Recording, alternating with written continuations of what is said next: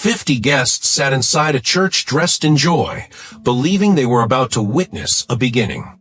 Instead, they would witness an ending so violent, so unthinkable, that the sound of wedding bells would be drowned out by screams, sirens, and blood on white silk.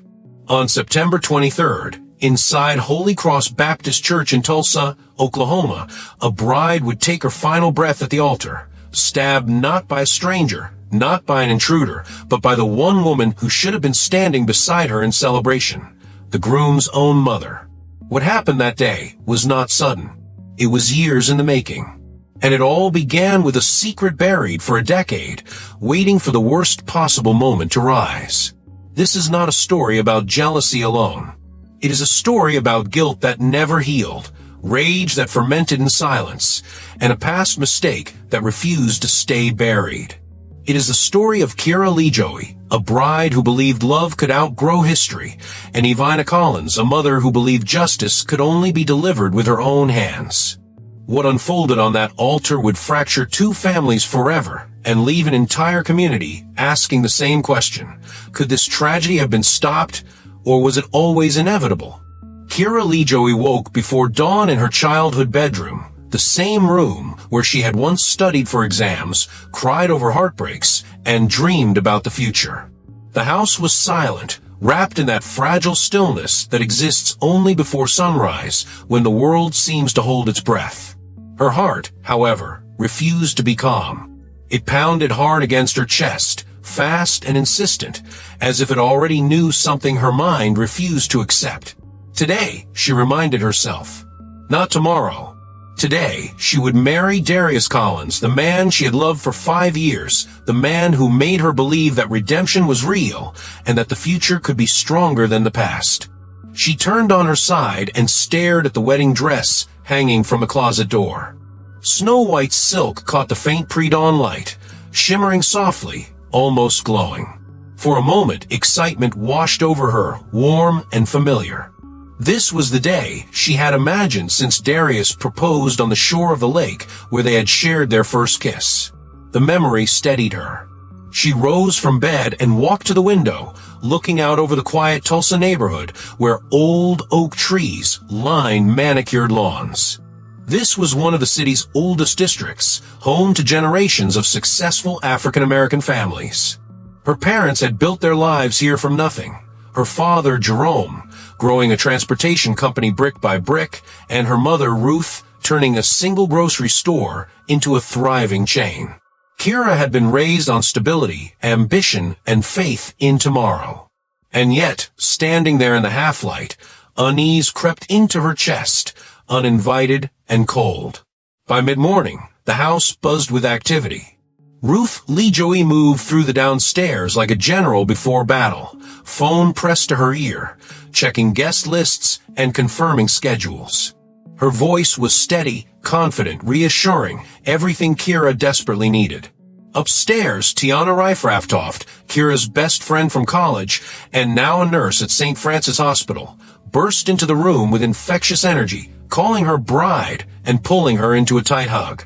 Tiana spoke of love and destiny, of how perfect Kira and Darius were together, and Kira smiled and nodded, even as something inside her twisted tighter.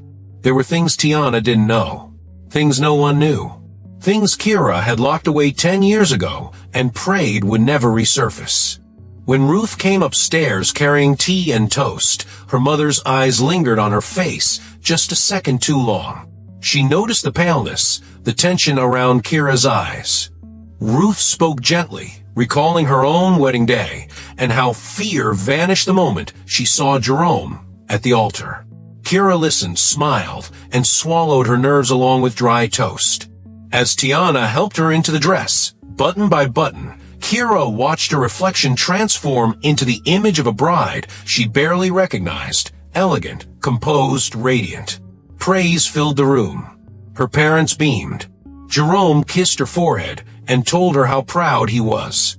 It should have been perfect. Then the phone rang. Jerome's voice shifted when he mentioned the caller's name. Ivina Collins, Darius's mother. Kira felt the air leave her lungs. Ivina was not a woman who called without reason, and certainly not on the wedding day. When Kira lifted the receiver, Ivana's voice was cold, clipped, and urgent. She demanded to see Kira in person. Immediately. No explanations. No room for refusal. 15 minutes later, the line went dead. When Ivana arrived, dressed immaculately in a dark blue suit, something about her presence felt different. The woman known throughout Tulsa as a sharp, controlled business owner moved with a heaviness that unsettled everyone who saw her. She asked to speak with Kira alone. In the garden gazebo, surrounded by flowers and birdsong, Ivana delivered words that shattered the illusion of safety Kira had built for a decade. She had found her late husband Terrence's diary. She had read it. Every page. Every detail. The charity event. The hotel room. The night Kira had spent trying to forget ever since. Kira denied nothing. She couldn't. The truth was a weight she had carried silently since she was 25, young and foolish, blinded by attention, and unaware of the damage she was helping cause. Ivana's grief poured out like ice-cold fire. She blamed Kira for her husband's guilt, for his heart attack, for the collapse of her marriage. And then she issued the ultimatum: cancel the wedding. Immediately, or face consequences Kira could not yet imagine. When Kira refused, clinging to her love for Darius as her last anchor, Ivana leaned in close and promised something chilling. She would stop this marriage, whatever it took. The rest of the day passed like a blur. Smiles were forced. Preparations continued. But Kira's mind replayed Ivana's words again and again, each repetition darker than the last. That night, lying awake in her childhood bed, Kira stared into the darkness and told herself she would be strong. Tomorrow, she would marry Darius. Tomorrow, love would win. She had no idea that tomorrow had already chosen a different ending. As dawn approached, one question loomed unanswered. Would Ivana Collins really destroy her own son's wedding to satisfy her sense of justice? If this story already has your heart racing, stay with us, because what happens next inside that church defies belief. If you believe stories like this deserve to be told with truth and depth, take a moment to like this video, subscribe to the channel, and share your thoughts in the comments. Your engagement helps keep these stories alive, and what comes next will leave you shaken. The morning of September 23rd rose over Tulsa with cruel perfection. The sky was clear, the sunlight warm, the air touched with the first promise of autumn. It was the kind of day people remember fondly for the rest of their lives, unless something terrible happens that stains every memory forever. Holy Cross Baptist Church stood quietly on the corner of 15th Street and Peoria Avenue, its red brick walls and white steeple glowing softly in the sunlight. For generations, this church had been the spiritual heart of the community. Weddings, baptisms, funerals, life's most sacred moments had passed through its doors. No one arriving that day imagined it would soon become the scene of unimaginable violence. By early afternoon, guests began to gather outside the church. About 50 people, family, friends, neighbors, arrived smiling, dressed in bright colors and formal suits, exchanging hugs and congratulations.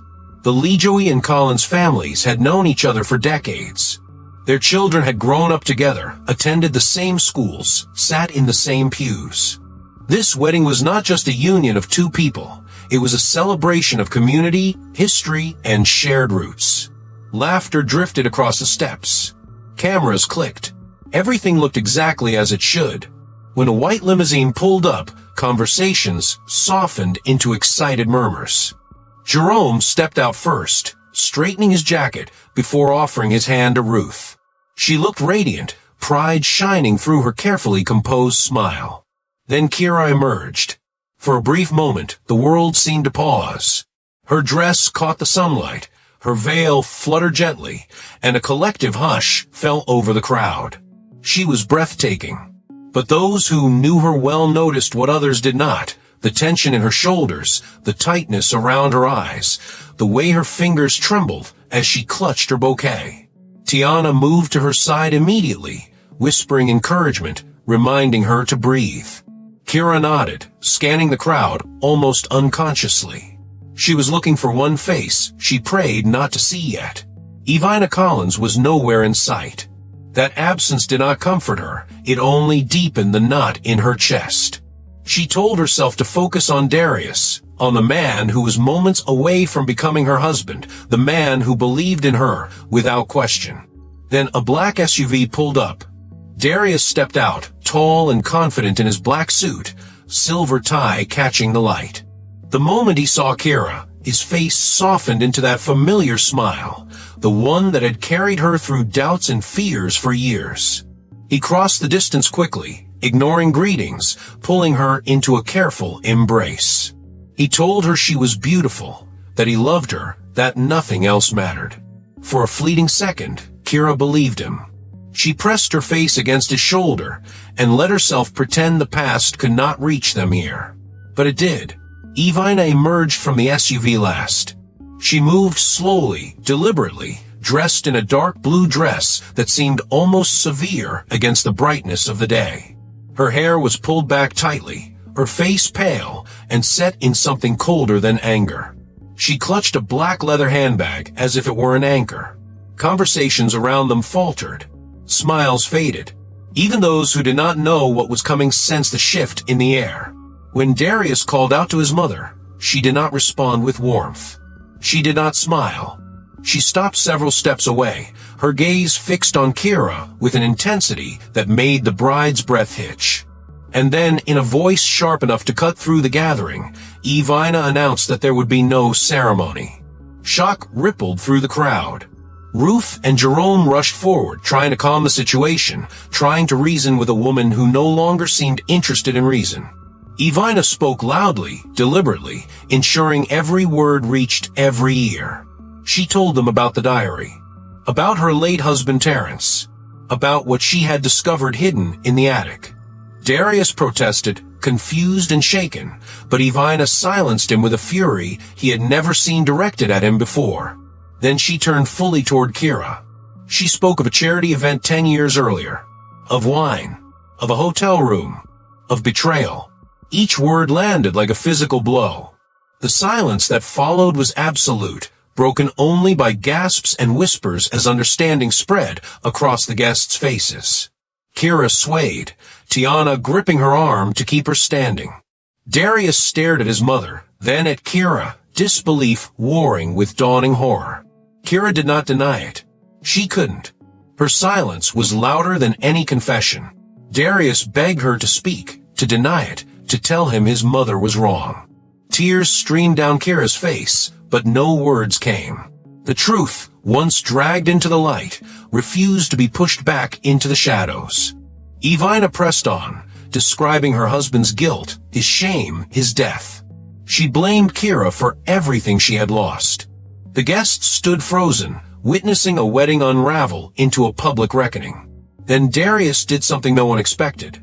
He stepped between his mother and Kira and told Evina to stop. He defended his bride, insisted that whatever had happened in the past would be dealt with privately, later. He declared loudly and firmly that he loved Kira and would marry her that day regardless. Taking Kira's hand, he led her toward the church doors. The guests hesitated, then followed. Evina remained behind for a moment, alone on the steps, watching as her son walked away from her, choosing the woman she believed had destroyed her life. Pain twisted her face, hardening into something dangerous. Then she too followed them inside. The church interior was cool and dim, stained glass casting fragments of color across wooden pews. The atmosphere was heavy, suffocating. No music played. No joyful murmurs filled the space. People took their seats quietly, avoiding eye contact, unsure where to look.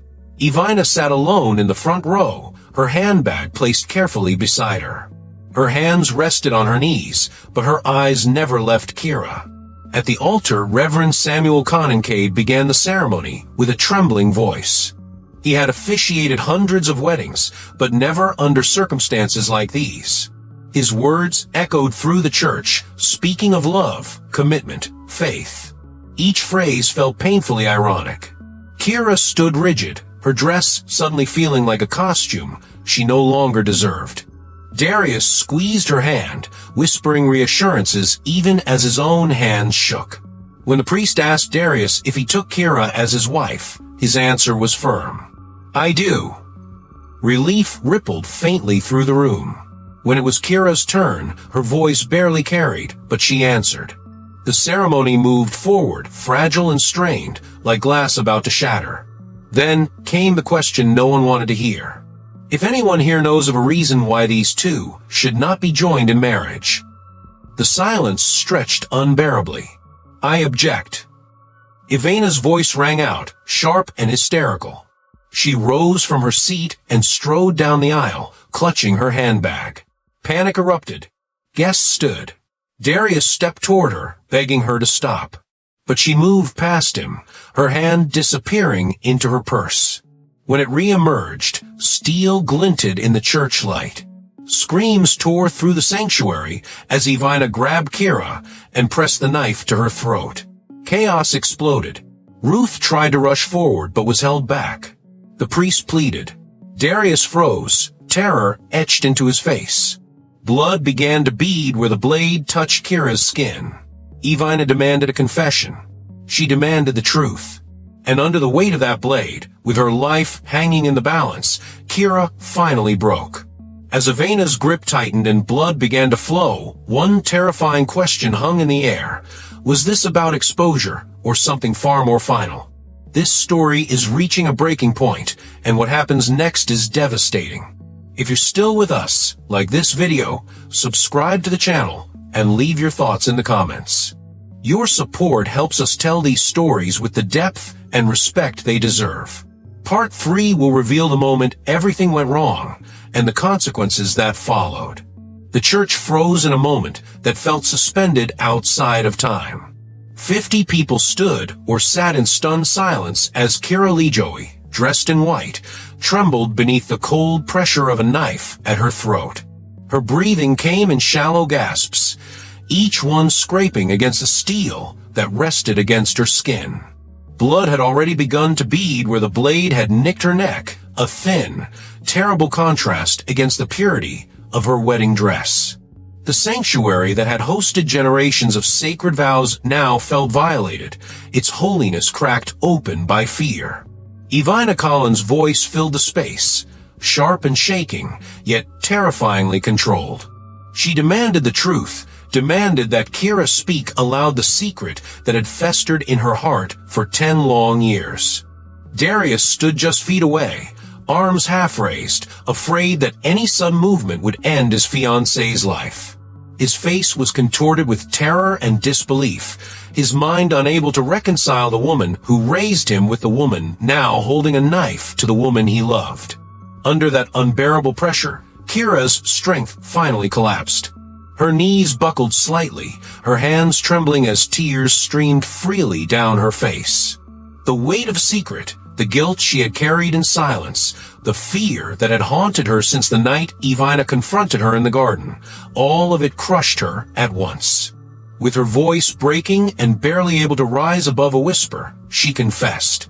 She spoke of the mistake she made 10 years earlier, of Terrence Collins, of shame and regret. Her words echoed through the church like a death knell, and the room seemed to exhale in collective horror. The reaction was immediate and devastating. Gasps rippled through the pews. Several women covered their mouths. Someone began to sob quietly. Ruth and Jerome Lejoy sat frozen, hands clasped together so tightly their knuckles turned white. They had known their daughter was troubled, but not like this. Not by something so catastrophic. Jerome's chest tightened with a pain he could not name, while Ruth's heart shattered as she watched her child confess under threat of death. Darius recoiled as though struck. His world tilted violently off its axis. He stared at Kira, the woman he thought he knew completely, the woman he was moments away from calling his wife.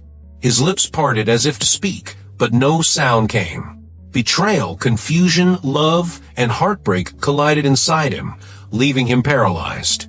He wanted to believe there was more, that there was context, forgiveness, redemption. But before he could even begin to process the truth, everything spiraled beyond control. Ivana laughed. It was not the sound of relief or victory. It was fractured, hysterical, raw with years of grief and resentment. She shouted that justice had finally been spoken, that everyone now knew who Kira truly was. She accused her of destroying a marriage, of poisoning a man's conscience until it killed him. Her words poured out like venom, fueled by a pain that had never healed and a rage that had grown unchecked. Kira sobbed, barely able to stand, whispering apologies that no longer seemed to matter. She said she loved Darius. She said she wanted a new life, a future free from the mistakes of her past. But Ivana would not hear it. In her mind, forgiveness was an insult to the dead. Then, in a moment so sudden it defied comprehension, Ivana's hand moved. The knife plunged into Kira's chest. A collective scream erupted as Kira gasped, her eyes widening in disbelief as pain exploded through her body. The blade withdrew only to strike again, then again, each movement fueled by fury and delusion. Blood soaked into the white silk of the dress, spreading rapidly, turning the symbol of purity into a canvas of horror. Kira collapsed to her knees, then to the floor of the altar, her body racked with shock. Chaos consumed the church. Guests screamed and rushed forward. Ruth's cry pierced the air as she tried to reach her daughter, only to be restrained by Jerome and others who feared Ivana would strike again. Darius lunged toward his mother, screaming for her to stop, grabbing at her arms as she continued the assault. The knife clattered to the floor only after several men finally overpowered Ivana and pulled her away from Kira's broken body. When silence returned, it was suffocating. Kira lay motionless on the cold marble floor, blood pooling beneath her, her eyes open but unseeing. Ruth fell beside her daughter, cradling her head, pleading through sobs for her to breathe, to wake up, to come back. Tiana, trembling and pale, checked for a pulse with the steady hands of a nurse, and then slowly shook her head. The truth was unmistakable. Kira Lejoy was gone. The realization ripped through the room like a physical force. Ruth's wail came from somewhere primal, a sound no mother should ever make. Jerome knelt beside her, holding his wife as both of them clung to their daughter, their lives irrevocably changed in an instant. Guests cried openly. Some fled the church. Others stood frozen, unable to move or comprehend what they had just witnessed. Darius remained standing near the altar, staring at Kira's lifeless body. His knees buckled, and he collapsed beside her, gently touching her face as tears finally streamed down his cheeks. The future he had envisioned, the home, the children, the forgiveness they would have worked toward, evaporated in the space of few seconds. He whispered her name over and over, as if repetition alone might bring her back. Ivana Collins stood quietly between two men holding her arms. She did not resist. Her face was eerily calm, almost serene, her hands slick with blood. She looked at Kira's body and spoke softly, declaring that justice had been served. In her mind, the balance had been restored. The weight she had carried for nearly a decade was gone, but had been transferred onto everyone else in that room. Sirens wailed in the distance, growing louder by the second. Police officers stormed the church moments later, weapons drawn, voices shouting commands. Ivana was taken into custody without protest, her blood-stained dress, and hands a silent testimony to what she had done. Paramedics arrived quickly, but there was nothing left to save. The wedding had become a crime scene. Yellow tape replaced flowers. Flashing lights replaced candlelight. In the days that followed, Tulsa reeled. News spread quickly. A bride murdered at the altar by her future mother-in-law. Holy Cross Baptist Church closed its doors temporarily, the community unable to reconcile faith with the violence that had occurred within its walls. 2 families were destroyed, one by death, the other by a crime that could never be undone. Ivana Collins was later charged with first-degree murder. During interrogation, she showed little remorse, insisting that her actions were justified. Mental health evaluations would later reveal a woman consumed by unresolved grief and delusions of moral righteousness, but none of that brought comfort to the families left behind. Darius disappeared from public view for months. Friends said he barely spoke, barely slept. He carried the weight of unanswered questions and unbearable guilt, wondering if he could have stopped it, if love could have saved them both. Ruth and Jerome Lejoy buried their daughter in a white casket, the same color as the dress she wore when she died, and returned to a house that would never feel whole again. What remained was a warning written in blood that secrets left to rot can poison generations, that grief ignored can turn into violence, and that sometimes the most dangerous place is not a dark alley, but a place where everyone believes they are safe. And how many lives were truly destroyed that day? Not just the brides, but everyone who walked into that church believing in love. If this story shook you, you're not alone. Tragedies like this force us to confront uncomfortable truths about guilt, forgiveness, and the cost of silence. Please like this video, subscribe to the channel, and share your thoughts in the comments, because these conversations matter. Your support helps ensure stories like Kira's are never forgotten.